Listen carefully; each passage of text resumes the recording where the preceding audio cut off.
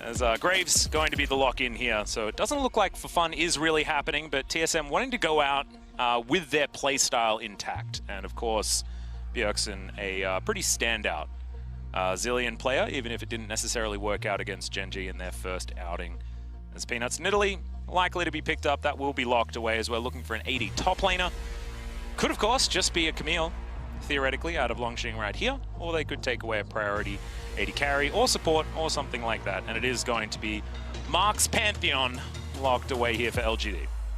And I feel like the LGD draft right now with Nidalee and Orianna. Now, the Orianna is going up against Zillion, so she should be able to actually get control over the early stages of the laning phase, and so we'll see what Peanut's going to be able to do with that kind of freedom. Pantheon likely is going to be in the support role, probably not going to see any sort of flex shenanigans. Now Camille is being locked in for TSM, and so the bot laners still a little bit unknown. I'm curious where they're going to end up going.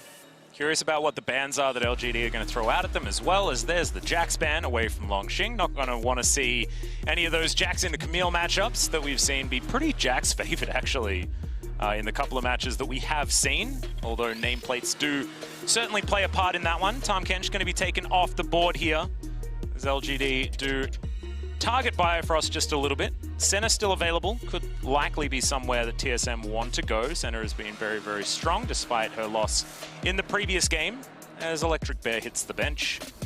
Not going to be seeing him out of Longxing. And, well, let's see what the final ban is going to be here. It's going to be the Leona. Okay, Mark's like, I've locked in my champion, and my opponent is not allowed to play any of theirs. Could make some sense. Could see Double F just take away the center here, but the Ashe is also available. Looks like that is going to be the route that they're looking to take. It's now Kramer. What is he going to be playing? As I think might just be the center. I think that they take the Ashe because it's a vacuum answer to the most common remaining marksman down in the bot lane, both the Senna and the Jhin. And Aurelia, as it turns out, is being hovered right now. Oh, now moving over to Jace. Now Shen. Okay, Shen getting locked in towards the top side. That is going to be Longxing's answer to this Camille. Taric isn't even bad here. I know that's a very uncommon support that we don't see a lot. Yeah. Thresh, though, is another answer to the Pantheon. Flay can be very strong when he's trying to get in there with his stun, especially if it's used onto his lane partner, so don't mind it, but it is going to be the Freljordian bottom lane instead, as Ashe Braum to be locked away by TSM. And we've got double shields on the bottom side of the map. We'll see who's going to be able to keep their teammates alive the best. As these are going to be your compositions. LS, how are you feeling about both LGD and TSM coming out of this one? I think it's no doubt in anyone's mind that TSM has a lot more scaling than LGD. My big worry is that TSM's their own greatest enemy in a lot of cases. And there definitely is a lot of explosiveness that can happen on the bottom side of the map that I think would offset the top side scaling. So things get a little bit scary. I don't feel that confident that TSM's going to manage to juggle the level 6. Could certainly be dangerous. Also, LGD with the access to the double man drop. If Stand United is going to be used with the Grand Skyfall, means that they will have a lot of global flexibility with those two champions. Looking forward to seeing whether LGD can get things done in the earlier stages, because it was a very disappointing performance that they put up last time around. Now wanting to try and bounce back. However, the North American faithful will be behind TSM, who certainly don't want to be heading home with the record sitting as it is right now. An extra victory would certainly help as far as keeping their eyes on the prize moving into 2021. You could imagine that both of these teams not necessarily in the greatest spirits, so I think that psychologically a lot's going to be going on in this particular game between these two, and it's who's able to keep their heads in it rather than letting results get to them. So we're doing these final checks to try and get into our 5th game of the day. Of course, groups haven't been sorted just yet. Still waiting to see whether it's going to be Fnatic or Gen G that are going to come out in that first place. But at the moment, it's looking a little bit like Fnatic. Now, we do have third and fourth confirmed. Yes, LGD and TSM. Third and fourth are indeed confirmed. Now, the important thing here for TSM is that they don't go winless. That is basically what they are trying to fight back against right now. Yeah. And so there is that on the line. As far as North America is concerned now, it all does come down to FlyQuest in Group D. Yep. To try to get out. We're going to need as many trees planted as possible moving into our next group. A group that will be very, very difficult for North America, considering the other combatants. Top esports have looked absolutely dominant. Even though a lot of people are talking about Damwon, I think that at least equally as dangerous is a team like Top. Derek's going to be in there as well. But let's focus back onto this match as we already have 40 seconds elapsed. So we hop into it. Some backs to come down. Checking the summoner spells to see whether anything has actually occurred. And the answer is no. So we do have a bit of a ward on the enemy Brambleback put down by Longxing. The Surgeon Shen, going back to some old favorites there when it comes to Shen skins. One of my personal favorites as well. The way that you used to be able to just throw scalpels at people when it was old Shen, just felt right to me. True. I liked it. Did feel a lot better. TSM now, they're going to start off with clearing the vision inside of their own jungle. Bjergsen does get the ward, so he's already at 1 CS. Amazing. There we go. Before the lane's even started. Now, he also does hit level 2 now off the first wave. Oh, true. So that is pretty nice. Xie, understanding that Zilean has a really hard time farming underneath the turret, so I think he's going to try to just shove in really fast while the minions are at different layered HP values and make things really hard. Yep, picks up that bomb as well just to deny its damage onto the minion wave and allow his shove to continue as Longxing throws out some empowered autos onto Broken Blade. See, they're just sort of testing the waters here in this lane for the time being. Broken Blade probably happy to not have to deal with Longxing's Renekton yet again. Last time around, it certainly wasn't an easy lane, and you can see right now things going much better for the TSM top laner. Yeah, Broken Blade definitely has control over this lane so far. And Longxing now finally going to ding level 2 himself. Peanut, meanwhile, down here, clearing the Wolf Camp. Not going to use any of the patience on it, which is a little bit surprising. It's one of the mini-games that I know China is very critical of. Oh, yeah. Like Ning's clear speed inside of the jungle. So Peanut with almost a full patience clear on the Wolves right there. That's a virtue, is what I've heard said. So I don't mind it whatsoever. Hawkshot flies through, just trying to scout out Peanut, and he will be spotted. Great aim out of Double Lift there. Not going to deter Peanut for the minute, as Bjergsen down to about 100 actually, as the clockwork wind-up is working the flash forward, and there it is, first blood for Xie's solo kill in the mid lane at 3 minutes. And that is a very big solo kill. So many minions in front of the turret. Now Bjergsen is going to TP back, but now the wave is going to bounce back in. He has more than enough time. Xie is going to be able to just come off the reset now with such an item advantage. It's going to be really hard now for Zilean to play. Well, Longxing getting shoved in here towards the top side. You can see Spica is in the area to try and put some pressure in. Looking for a potential dive, maybe. But it is difficult to lock down a Shen without something catastrophic going on. That taunt can be a big problem. Yeah, it's not even just the turret that's the problem here for Spica. It's also that Shen's W is so effective against Braves. Oh! Good hookshot time. Really close call, yeah. That's something that you certainly have to be wary of, and he absolutely played that well. And now the back going to come through from Longxing.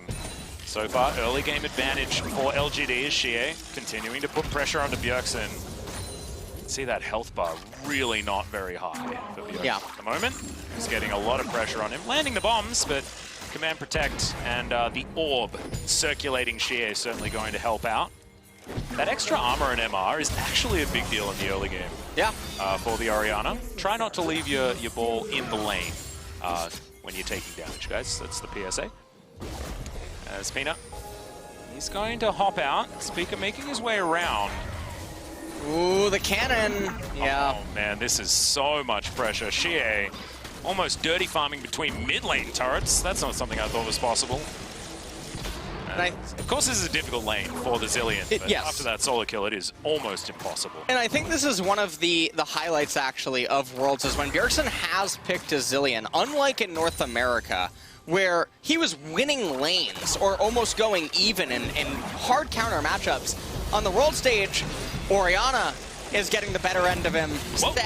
Hold on. Yeah, this is looking a little bit better. Shockwave comes through, the flash into it there as the exhaust comes down. The bomb is going to go on top of Xie, and it is going to explode, but Xie takes a while to die, and Speaker is going to be the one that picks up the kill. So, 1-1 now in the earlier stages, and that is going to close the gold gap. Ooh. Regardless of how small it is. A little bit of a freeze up here by Broken Blade. Thought I felt a little bit chilly. As Mark's looking to try and hold this wave for Xie the best he can. Has himself the shield, but Speaker comes down. End of the line might just be that, but no, Mark is going to survive for the minute. Tried to hold as much as he possible. Oh, he's going to be able to give it over. Wow, that's actually really important. The experience being the biggest part, but also being able to get the gold for it as well. Xie doesn't actually lose as much as he possibly could have.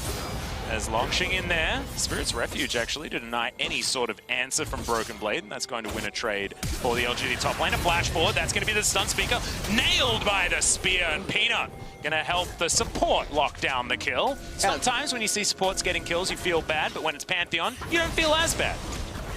And also now they're able to exert a little bit of pressure onto Broken Blade in the top lane, who had been doing such a good job on his own accord in this Camille versus Shen matchup. And so currently as the game does stand, there's a small gold advantage for LGD. The bot lane, we haven't really been getting too many glimpses of it, and as I say that, we do finally pan down here. Kramer a little ahead in the CS department, but it's definitely not the end of the world. I mean, Kramer hasn't had a lane partner for the last 2.5 minutes, so you'd probably say having a slight CS advantage is not what you would expect from the LGD 80 carry. Mark is finally going to turn back up here towards the bottom lane as the Dancing Grenade looks to try and even out the lane state. Volleys even being avoided. As Captive Audience comes through to try and get a bit of extra damage down. Not going to be able to do anything there as the minions were the ones that procced it. As now TSM slink off into the river and look for this first Cloud Drake of the game at 7.5 minutes. Looks like they should be able to grab this uncontested. And LGD right now are aware of this, but yeah, there's no way they're going to be able to move over here. Ooh! Oh! Arrow connects. Great shield timing, but I don't think it's going to be enough as Mark is going to go down by Frost. Grabbing that kill. They get the flash out of Kramer as well. That's going to be the lockdown. Spear almost connects, and the curtains have been called. Scoping out Biofrost, who I don't believe had the Unbreakable, and now just going to hold it for the minute. I do like the music, so I like it when our Jhin players do hold onto the curtain call. It was really important that they get the kill at the time that they did, and Shen did not end up appearing down in bottom. And so I feel like TSM, they've really weathered the storm so far. Longxing looking for a little bit more of a battle here towards the top side. Guessed wrong for when Broken Blade was going to be answering back. Of course, precision protocol is a little bit more difficult when there's a Spirit's Refuge, and the mini-game in this matchup is timing both of those abilities. And everything that's happening right now, 4 minutes until the next Ocean Dragon, it's not another high-priority dragon necessarily that either team wants to go out of their way to get. And so we'll see what the map state ends up looking like as we do near that. LGD, they are still ahead by about 1,000 gold. Now remember, TSM, it's assumed that they should be down in the gold department. It's the way that the lanes are supposed to basically be going. They're supposed to be bleeding some CS, some EXP, likely some turret plates. So the gold score is not totally indicative of what's really happening in the game. TSM are really in a pretty fine spot, all things considered. Yep, it's not the end of the world. However, LGD, if they continue on their current course, it's certainly looking good for them as the game goes on. But I'm glad you bring that up, because of course, scaling is something that can make the gold at the top of the screen feel a little bit misleading, and is of course the case here. Bjergsen hasn't been pushed out of too much CS. I believe even BDD's set caused more of a CS discrepancy than Xie's Orianna has in this particular game. So not absolutely terrible. And that TSM versus Gen G game was pretty competitive, to be perfectly honest. Spirefrost down here, just clearing out vision where he can. Doublelift taking care of the minion wave. TSM have somewhat stabilized. It's Peanuts making another pass through his jungle, probably heading towards his Grump next to make sure he's taken as many of the camps as possible. And Kramer has been zoned entirely away from this outer turret. Not a whole lot able to really go on unless LGD consent to it. Kramer coming in. Does land that deadly flourish. Yeah, exactly. Stun comes down onto Bifrost, but that is pretty good unbreakable. The shields are going to come down. Arrow connects there from Doublelift as collateral damage. And a bomb onto Mark. Flash forward and Doublelift grabs the kill with a volley. He did the calculation and got there in the end. Single man shockwave, but that is going to net them a kill. Peanut grabs that one, and now Doublelift is going to be taken down as well. Xie going to get rewarded in the end. Ooh. Some extra experience going over to the speaker, but that is just on the way out. As Peanut spots out the Graves, collects himself a bomb as well, and LGD continue with pressure after that. The unfortunate thing about Doublelift flashing forward for the kill, yes, they get a kill and an assist, but obviously comes at the cost of his flash, which he's not going to have now for the dragon fight, if that even takes place. They immediately die shortly thereafter, and now Doublelift misses out on all of these waves of EXP. So it's not just the kill gold that ends up being lost out on. Herald goes out into mid lane, does a ton of damage to it. Zillion's tier 1 turret being almost gone before plates have even really dissipated is not a good sign for TSM. It's going to be very difficult to stabilize the mid part of the game because you would assume that that tier 1 turret would still be up in a control mage versus control mage matchup. Definitely should be, and the matchup is a lot more important in this particular game. The Zillion can certainly decide a lot as this game goes on. Gaunt lands here towards the top side. It's Broken Blade, slightly caught out of position, looks for the stun, doesn't quite get it there onto Longsheng. However, it doesn't really matter. It's just looking to try and get trades where he can. Both of these top laners not feeling under too much threat at this particular point in time. As this one continues. Bottom side of the map, Stormrazor completed by Kramer. 107 to 109 as Doublelift has brought back the CS. And only 002 here for Kramer so far, so a bit of a quiet game for him. And a turret plate going over to Doublelift is certainly good news for TSM. Xie clearing out the mid lane, and they're not going to look for any extra pressure. So the game's certainly slowing down. Yeah, the game is absolutely slowing down quite a bit right now. LGD, they are up about 2,000 gold. And when you look at the levels across the board, they're up 1 in top lane, 1 in mid lane. And I'm not really quite sure exactly how close both the junglers are, but do remember that Bjergsen has given over some EXP to speak of. So... Shockwave. Okay, Bjergsen might have to throw out the Chrono Shift, as he's going to hold it until the very last second, and in fact, that second doesn't actually come. So, second Drake taken by TSM in the meantime, and it is going to be a Mountain Rift here today, as Peanut almost gets caught out by the little rock coming up there, and Speaker is going to have to use his flash to get out of the way of the pincer move between Pantheon and Nidalee. And he goes back into... Bifrost. Unbreakable to deny that particular pick as Peanut not quite able to get the smite. So that's good news for TSM. Small victories. They're small, but not insignificant, as Longsheng looks for some cheeky autos there onto Broken Blade, who's going to get slowed down. Tactical sweep coming on in. But yeah, I mean, the more I commentate these top lane skirmishes, the less I realize, the more I realize that it's not all that important. I'm really curious what the grass stacks are on both of these two parties right now, because they have really been hitting each other. Yeah, that's like the true deciding factor of this matchup. How many have been denied by the Spirit's Refuge? Maybe that's a question we could ask. But even then, it's not very important, ladies and gentlemen. I think elsewhere on the map is going to be the best thing to watch out for, as both of these top laners are going to be aiming for very different things as these games go on. I mean, Shen is a split pusher, but only because he can get to his team at a moment's notice. Camille's a split pusher because she can murder turrets very, very comfortably. So if you leave her alone, she's going to be very, very scary. And let's see how both TSM and LGD are going to utilize their topside solo laners as the game progresses. A couple of dragons going over to TSM is definitely good news. Mountain Soul in about, you know, theoretically 8 minutes time, or very close to. The spear going to go a little bit wide there. Out by Peanut, as LGD are wanting to take down this outer turret. And like you illustrated before, this is a big deal. Yes.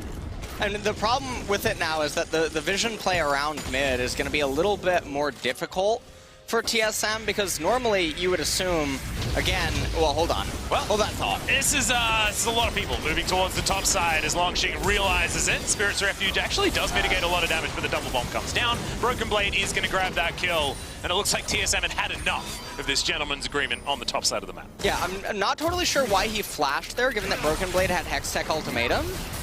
So no matter what, he would get locked up regardless and just end up being brought down. But anyways, LGD, at the end of it all, Kramer now. He's going to get the solo turret proximity gold as well as the turret capture for his team there on the bottom side. Spica is starting the second Rift Herald. Ooh, turret also going to go down here. 4 members. And double lift off to the side for TSM. Broken Blade lying in wait. Seeing whether he can start something off here as the arrow is going to connect towards the backside. Double taunt is huge by Longshing though, as Spica gets himself out of the way with the collateral damage. Meanwhile, Broken Blade dives into the backline. The shockwave used just to try and get rid of the Camille as the curtains have been called. First 2 shots are going to miss, but the third one's good onto double lift. Broken Blade sniped as well as Peanut has to get the heck out of there. Looks for another spear, but the Unbreakable is good. No! Kramer locking down the second one for himself. And LGD now have TSM cornered underneath their turret. Chrono Shift still on cooldown. And Peanut still stalking his prey.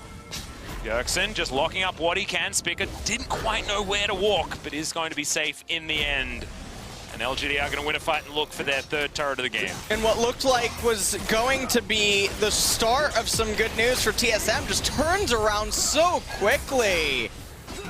And LGD now, they raise yet another turret, and they extend their lead to just over 4,000 gold here at 17 minutes. And this is very problematic for TSM, because also Mountain Dragons are coming up. So we take a look at this. Stand United in on Pantheon. He goes in onto Bifrost, lines up perfectly for the Shen taunt. Broken Blade with some really good execution over the ledge. Hextech Ultimatum, they didn't quite have the ability to kill Xie. Everyone from TSM was thinking that they were going to disengage. Some of the curtain call bullets ended up whipping. Peanut tries to go in. Little bit of mechanical footsies going on between these two teams, and Kramer with just a beautiful, deadly flourish yet again. And I actually, like, oftentimes you see a lot of value coming out of a Zilean when a team is very all-in with their team fights, right? When they've got a lot of abilities to land you on top of your opponent, not quite as many to get out, as I might have to hold my thought as Broken Blade looking for a bit of a fight here, finds the hook shot, dives on top of Peanut, but misses the stun. And the Chrono Shift is going to get there at the very last instance, but it's not going to be enough. Pull back with the Shockwave, and a little bit overly aggressive there by Broken Blade as LS looks very, very confused as to why that just happened. And the thing that's so bizarre about it is that Mountain Dragon is up, and they're randomly going for something like that. Now, Xie as well. Yeah, Flash does come through to get himself out of the way in the arrow, but he still takes a lot of damage. Kramer looks for another deadly flourish, but misses it. Gets 6 points in my particular country when he's playing football, but however, not going to get anything when it comes to League of Legends. It's Peanut. He's looking for this Mountain Drake, the first dragon for LGD of the game. Mark's going to be there to play goalie, and Shen's pushing out the bottom lane. This is going to go over to LGD very comfortably and head us towards a 5,000 gold lead for the LPL team in their final game at Worlds. And this is just very, very unfortunate for TSM, because had TSM gotten a mountain instead of the cloud and then LGD just got a cloud dragon, it's not as painful.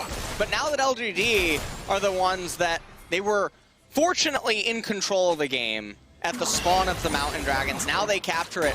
It's very brutal because they're getting very, very good combat stats for their team. And then in addition to this, I mean, Graves, he's going the lethality build. Every little point of armor that the enemy gets is that much more painful for you. Yeah. Oh, man. LGD now pushing into TSM's jungle, trying to deny everything that they can. It's a suffocating playstyle that you have the luxury of doing when you're this far ahead. And Peanut looking to try and grab the Bramble back away from Speaker as well. See whether Speaker's going to be able to grab it. And he does. End of the line Smite going to be able to lock that one down. As Broken Blade finds himself a control ward. LGD know that he's slightly out of position looking for that flank. As Shirley going to pop her head up out of the river and just march towards this inner turret. As TSM look to defend, looks like they are going to be able to now, as the spear not going to find double lift. Deadly Flourish as well going to be avoided. And Shirley, like we say, is not going to be able to find too much. Smark looking for some poke. LGD's dash in, dash out comp just makes it so comfortable playing around even the frustrations of the Zilean Chrono Shift, meaning that, you know, if you pick someone out, but then you're just in a team fight, it does mean that things can be difficult. As there's the curtains, they have been called. Looking for Bifrost there in the back line. That's a bit of some wanted bullet bending there from Kramer, but not able to lock down the kill onto Bifrost. Things are going very well right now for LGD. TSM are just trying to buy themselves more and more time to continue to scale up. Camille still ways away from getting to the point where she's going to become a very scary menace. Bjergsen doesn't even have a second core item completed yet. Rod of Ages, still 2 minutes left until it hits max stack. Yep, did manage to get it though, so that's certainly the time gate taken care of for the Zilean. Probably sitting on a bit of gold as well, as he's just looking to try and get as much into the coffers as possible before the next team fight. As Bifrost going to get slowed down, Unbreakable. Going to be reactionary, not exactly in time. But now Mark has to flash, actually, a little bit overly aggressive as the arrow sails by majestically. A slight walk south was what LGD used in order to avoid that one. The Baron was poked, but not going to be committed to at this point in time. Well, 2 minutes until that Mountain Dragon's going to come up.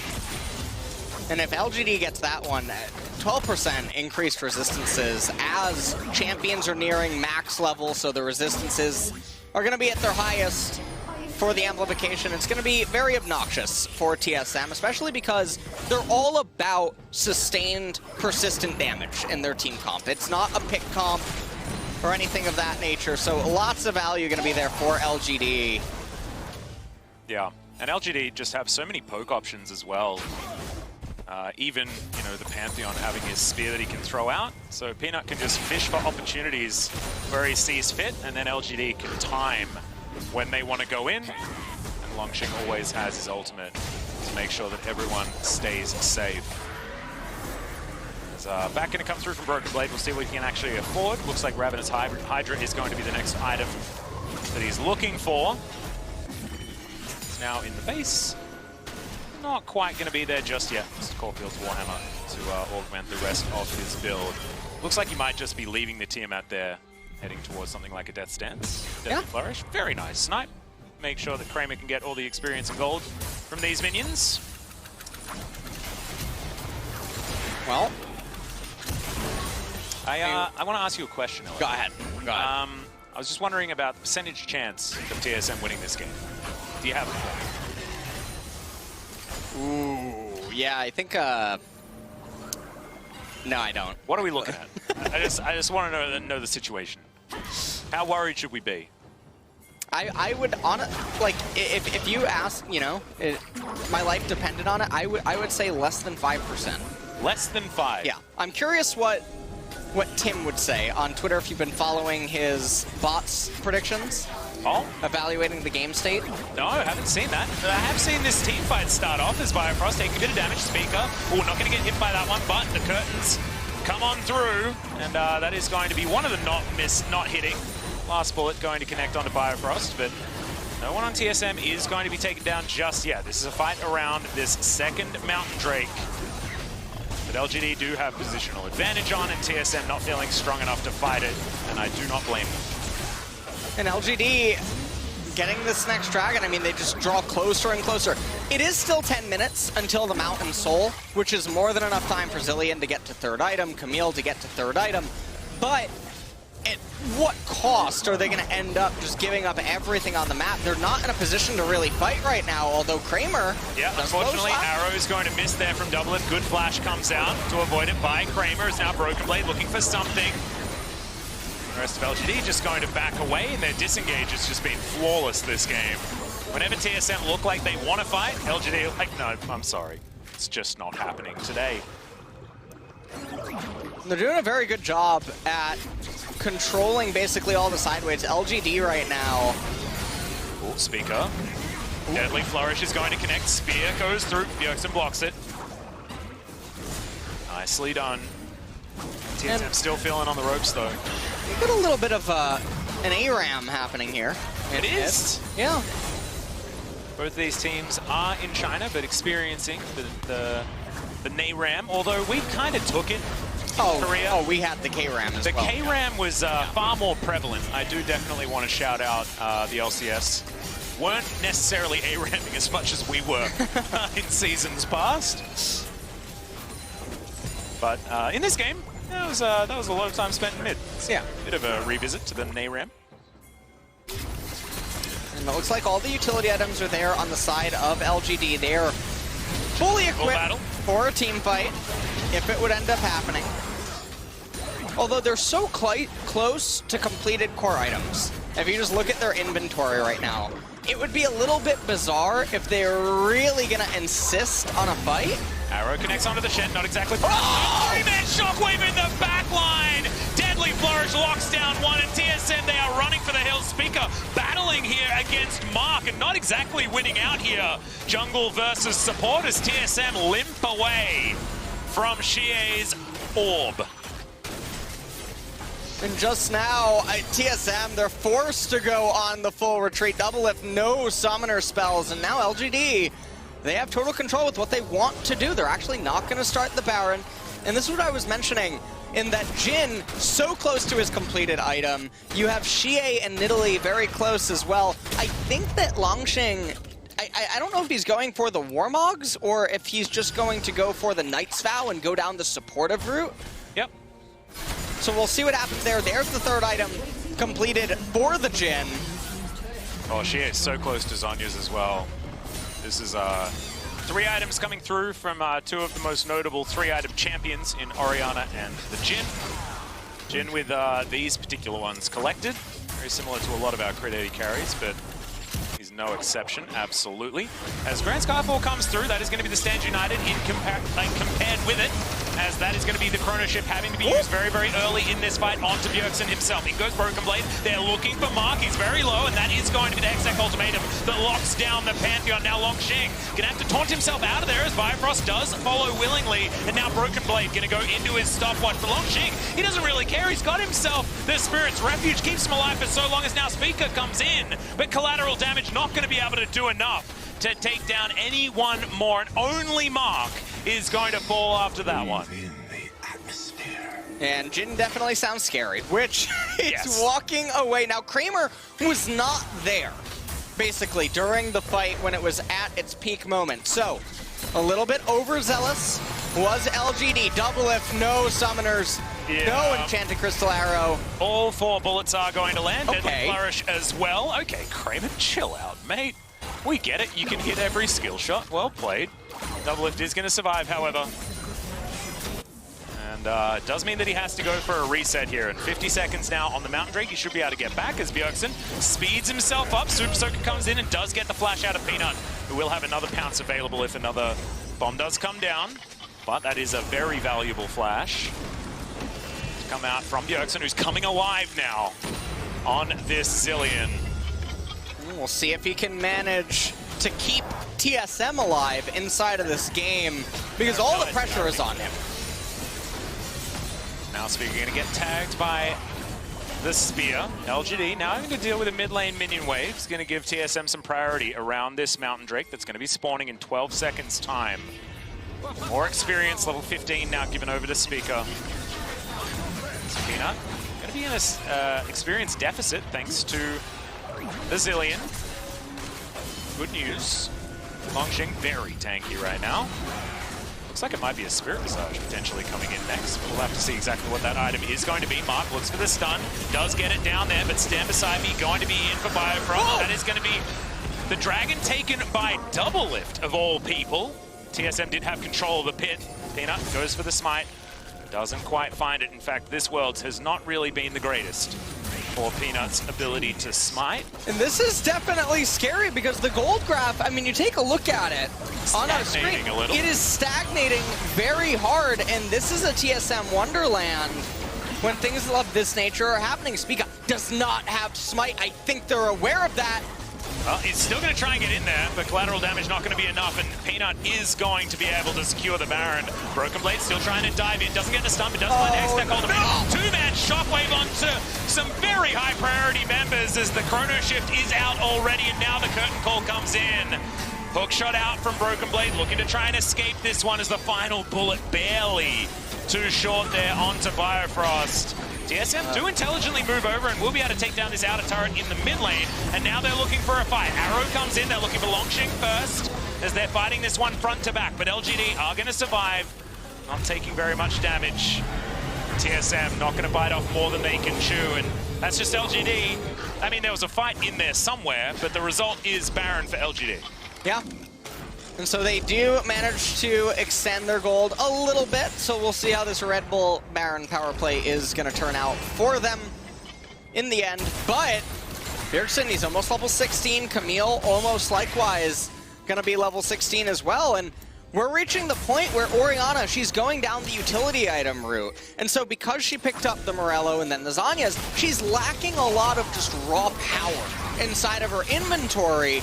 Shen, all of his items are now just becoming utility. It seems like he's going every which way. Picks up the Kindle Gem, doesn't get the Knight's Vow, so he's just sitting on 200 HP and some CDR. Maybe now he's going Locket of the Iron Solari. Nidalee picks up the Void Staff, but it's really coming down to Jhin. Even Pantheon, he's been stuck on the same items for a very long time. TSM are just consistently getting stronger. Graves almost has Mortal Reminder.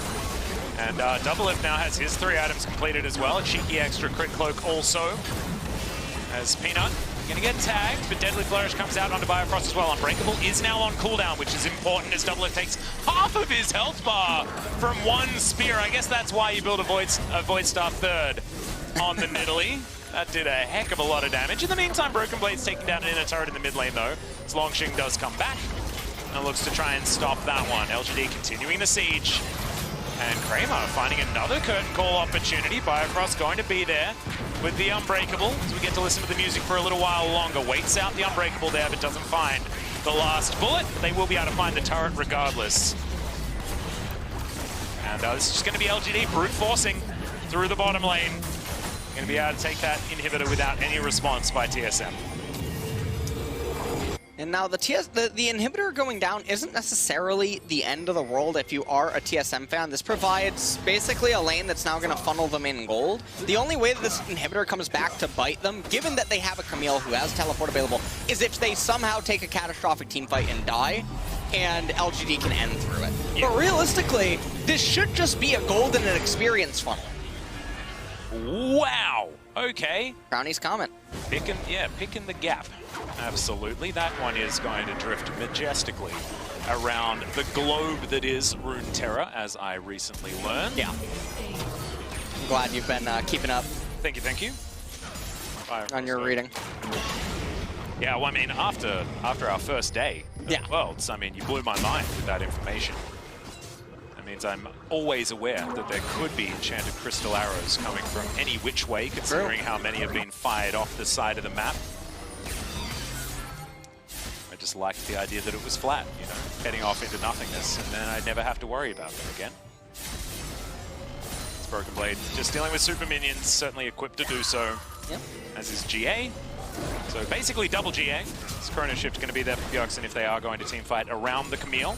It's a lot of extra lives. And here's one of the other things about that inhibitor being down. It's in close proximity to the major neutral that is the Mountain Drake that's coming up. And this is also Soul Point. So, doesn't look like TSM maybe are that interested. Oh no, I think they are. Bjergsen is speeding his way down here.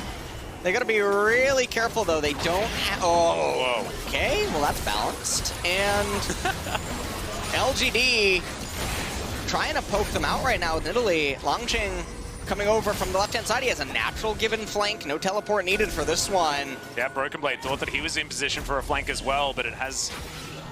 Ooh. Starting to think like LGD wants to figure that one out. Deadly Flourish is somehow going to connect. Hitbox question mark, as that is going to be the Hextech ultimatum. Oh! SGA might be going down. Good arrow is going to connect, but Kramer going to flash on over. He's going to join the Camille, try and take her down first in this fight, but the Chrono Shift is going to get in there. This Bjergsen's going to help him out.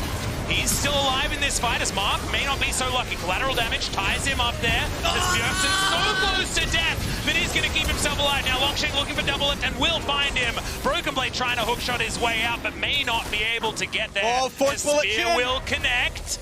Speaker, can they get this 2v2 is the question, as there's the stun, smoke screen, try and get the Nidalee out of there. Longqing is very, very tanky. Spirit's Refuge is busted in this instance.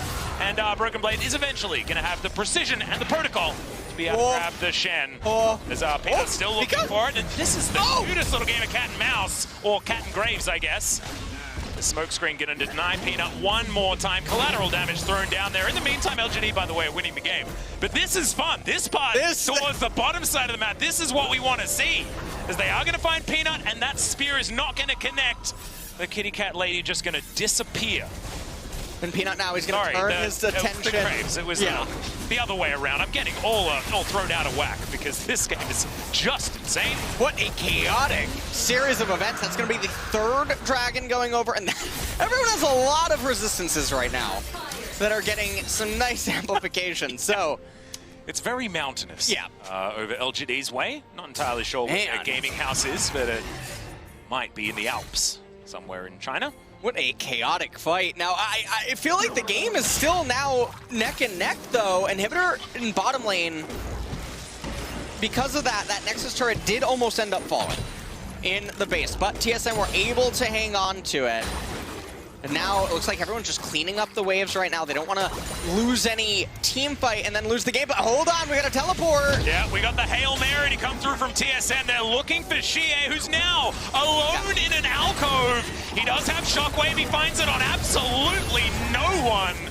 And TSM will be able to lock down the Orianna. If that's not a panic Shockwave, then I've never seen one in my life. Oh, no. No. Are we looking for the back door? Is it happening? Are we Jin in Pantheon. Are we going to trade Baron for Nexus? That has never been a good one. Oh, no. As LGD trying to keep them here. Oh, no. Yeah, Curtain Gore going to come in. And yes, TSM, you did manage to get a Baron, but can you get out of here is the question. Empowered recalls are going to come through, but there are no turrets left remaining. One comes back. There are 4 people here. Can Longqing do it? Is the question. As Peanut's going to go golden. A few more auto attacks, and this one's going to go down. Stage United keeps Peanut alive, and LGD do it. They trade Nexus for the Baron, and that's going to get them the victory. This game came down to pride, but damn, it was exciting. I'm blown away at the ending, Atlas.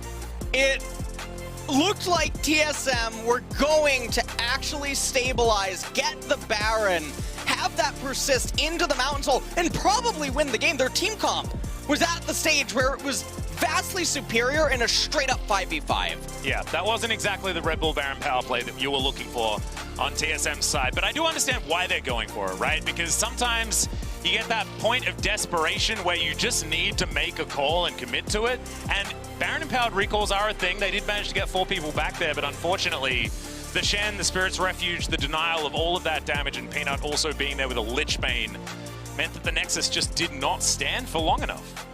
No, and what a heartbreaking loss. It really did look like they were going to be able to clutch that one out, but LGD, even Peanut, at the very end of it, didn't look super relieved. Like the game was a little bit sloppy, pretty much, given everything that was unfolding, but they managed to clutch it out in the end, and what a send-off. Yeah, for both actually, these two teams. it was very exciting on LGD's side. We know that they're an exciting team. We were watching them since play-ins here on the world stage, and we know what they're capable of. It's the consistency that hasn't really worked out. Unfortunately, it means a 0-6 for TSM in this group. It was going to be a really difficult group for them just in general. I mean, I think a lot of people thought that they might be bottom of this group after, you know, everything shook out as the group draw came in, but it's never going to feel good to be